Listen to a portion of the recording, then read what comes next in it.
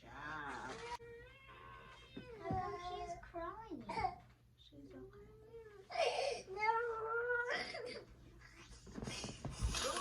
Don't kick me. Just scared. Ta-da! Hold on. Ready? Ready.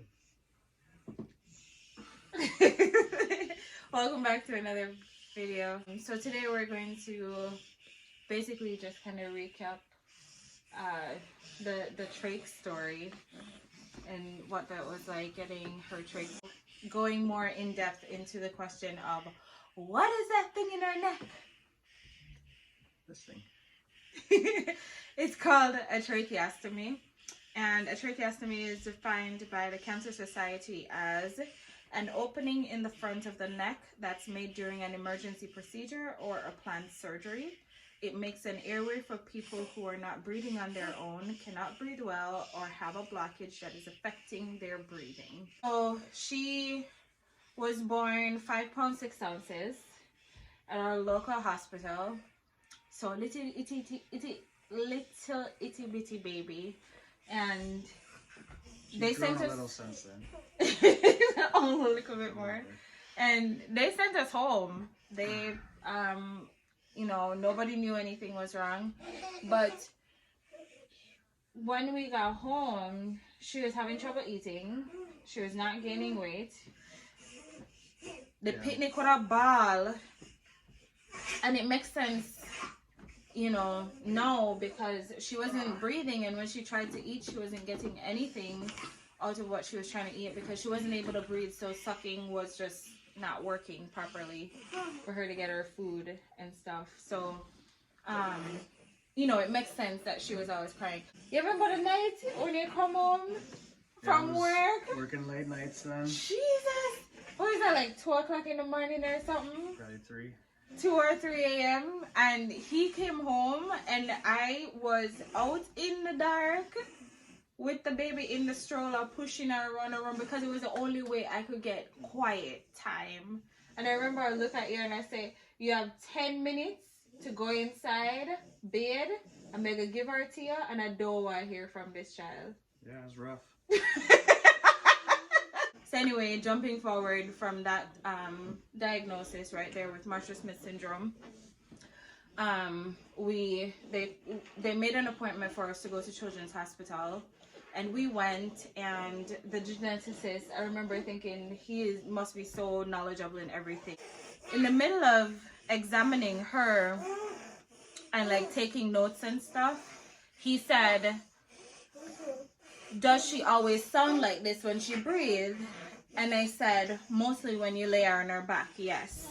And he left the room and came back. We gotta suction this one.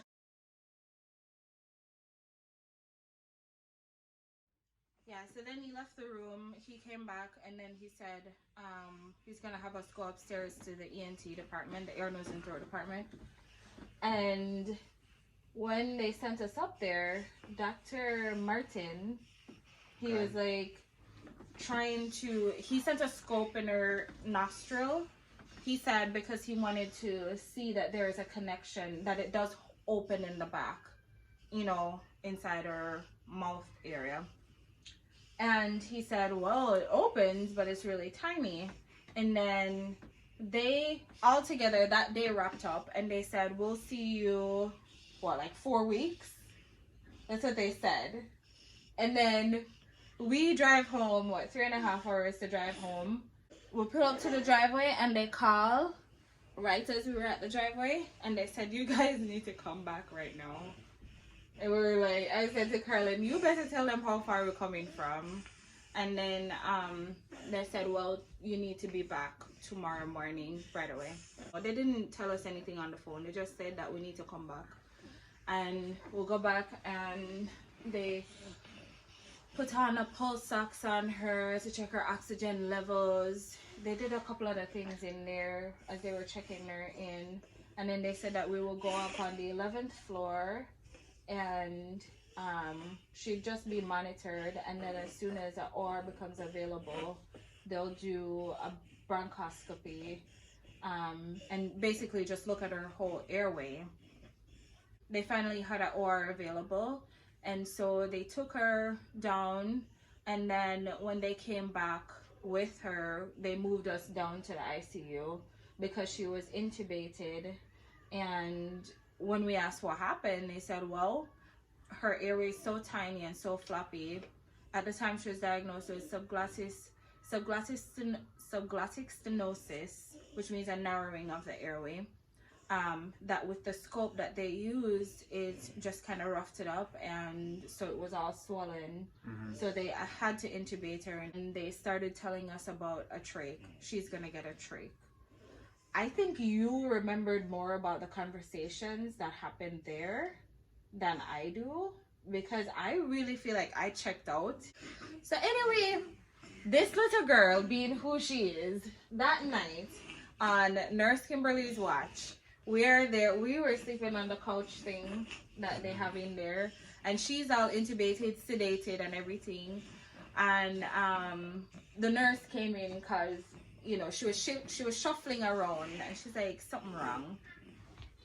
Why should I shuffle around when she's supposed to be sedated, right? You're not supposed to be moving. So she come in there, and then she's checking her out, and then I remember the next thing is that Phoenix do a mad like wiggle, right? And then she started crying, and her nurse said, Phoenix, why am I hearing your voice?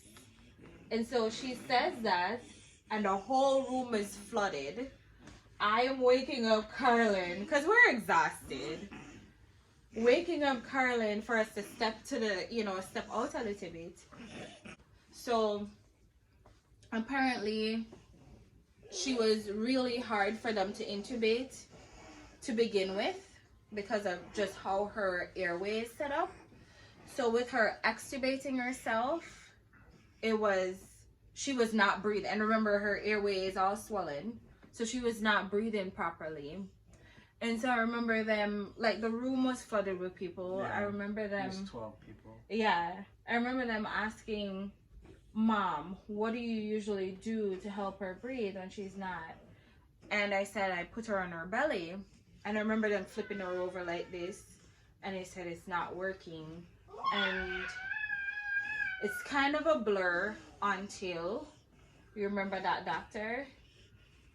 He walks into the room, and he just looked like, you know, when you just crush up and you just do like 48 hours of surgery and them call you out of your bed. And his hair looked disheveled, his clothes looked crushed up, and like he had the white doctor robe on and stuff. And he just calmly walked in there, and he said something to the nurses, and then he looked at me and he said, so what do you usually do? And I said, just flip her over. And then he said, oh, that's not working again. Then they flip her back over, and then he said something else to them. And then he looked back at me and he said, Mom, would you mind if I tried? Because they had been trying to put her, to intubate her again. It just was not working, right? And I'm sure that they had called anesthesiologist after anesthesiologist, and nobody could get it back in. So this guy is in, and he's like, well, do you mind if I try? And I said, yeah. And he went, he got her intubated successfully, and he just looked at me, looked at everybody else, and he just walked out the room. And that was it. You remember that? Everybody else left. Everybody else left. That was it. I still look at that man as an angel. Stepped in there and said, do you trust me to do what I do? And he did it. He saved her. So the next morning she had her trach surgery. And when she came back from the surgery room, and she was hooked up to her trach with the trach collar and everything, and this video is already on the channel, but when she opened her mouth to make a sound. Yeah. I lost it. Why didn't they tell me she don't have a voice? And Carlin was like, they did. And I'm like, I never hear that. You remember? I just remember seeing her chest rise and fall the way it should instead of being sucked in. Yes, yes. And her body was pink. Yeah, different color. Yeah. Yeah. And she just looked so comfortable. Yeah. It was so I know strange to us. how she made it those first 2 months. Because she feel like breathing is not important. I swear. Giving trouble is more important. Giving trouble is more important than breathing. And then, so after that, she had to spend, what was that? Almost 2 months in the hospital, 6 weeks. It was supposed to be longer than that, but we were determined to get home. So I was there every day. Carlin was trying to, he'd work for a few days, then he'd come to the hospital. And then you have to be trained to suction. You have to be trained in CPR. You have to go through a bunch of trainings. Oh, and she was on the vent at nights. Yeah, right. So they'd put us through vent training too. Bought a new car just to drive Oh my back and forth, God. basically, because my truck was... Jeez, your truck couldn't manage. Your truck ain't not gonna manage it no more. Little car and make the journey enough Oh time. my gosh, the little teeny blue car. Mhm. Yeah, and so we had to go to a series of training before she could be released from the hospital. She came off the vent probably 3 months later. We didn't hear her voice until about 9 months later from her getting her trach. So she was a year old when we finally heard her voice. She got her trach taken out at 3 years old, just after her 3rd birthday, because she passed her sleep study. And then we noticed that she, about a year or so later, I was like, wanna help me get her for sleep. She doesn't sleep through the night. And then they did another sleep study after a long route. They did another sleep study, and she would stop breathing some 90-something times an hour, is what the sleep study recorded.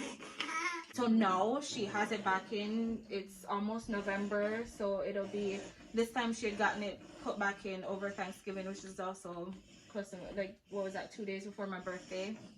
A few months before the pandemic. A few months before the pandemic. So end of November will be a year since she's had this one put back in. Yeah, so the end of the year will be, end of November will be a year since she's had it put back in. And it's been put back in because they're not sure what is the next step. We have a consultation with craniofacial to try and figure, we had a consultation, MRIs, a bunch of scans and stuff to try and figure out if there's something that needs to be reconstructed to permanently solve her breathing issues. And if it's not worth it, it's fine, because we are used to her trach. Yeah, she is living a great life with it, and that's fine. Yeah. So She just has extra accessories. It's fine. Yes. We'll be fine. So yeah, that's her trach story. That's shout out to Children's Hospital Milwaukee and Ronald McDonald House.